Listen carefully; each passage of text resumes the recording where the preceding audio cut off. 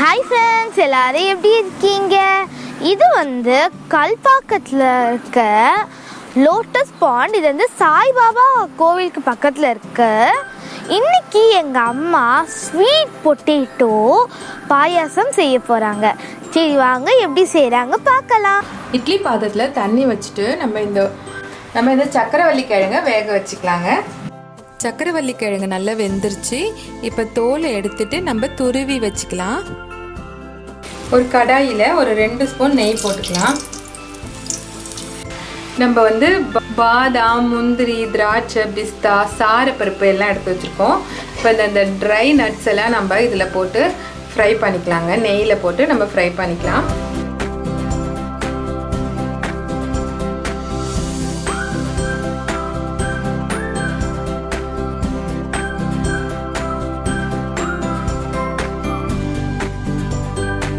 எல்லாம் எடுத்துடலாங்க.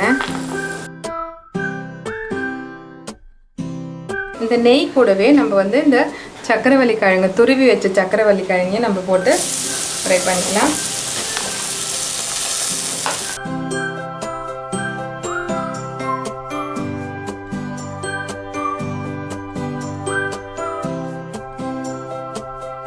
நெய்லாம் நல்லா அப்சர்வ் பண்ணிக்கிச்சு இந்த சக்கரவள்ளி கிழங்கு. கொஞ்சம் நேரம் அப்படியே வதக்கலாம். நம்ம வந்து சக்கரவள்ளி கிழங்கு பாயசத்துக்கு ஃபஸ்ட்டு பாலை சூடு பண்ணிக்கலாம். 1/2 லிட்டர் பால் எடுத்திருக்கேன். அது நல்லா அடுப்பில் வச்சு நல்லா சூடு பண்ணிக்கலாம். பால் நல்லா கொதிச்சிருச்சுங்க. இப்போ நம்ம நெய்யில் வறுத்து வச்ச சக்கரவள்ளி கிழங்கு அதில் சேர்த்துக்கலாம்.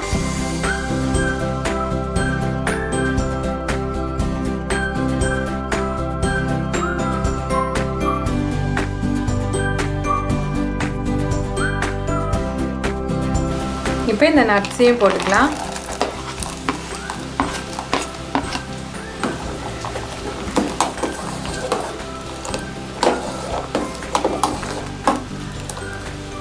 இப்போ நம்ம வெல்லம் போட்டுக்கலாங்க.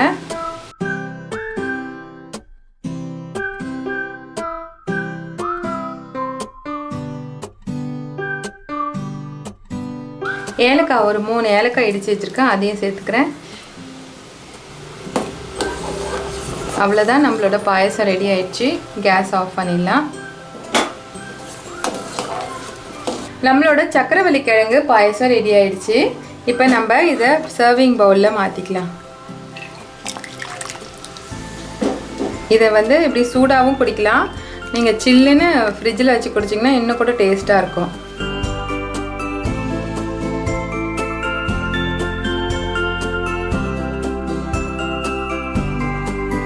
இந்த ரெசிபியை நீங்கள் கண்டிப்பாக உங்கள் வீட்டில் ட்ரை பண்ணி பாருங்கள். சூப்பராக இருக்கும். இந்த வீடியோ உங்களுக்கு ரொம்ப பிடிச்சிருந்தா தேங்க்யூ ஃபார் வாட்சிங். Like and subscribe. Bye bye.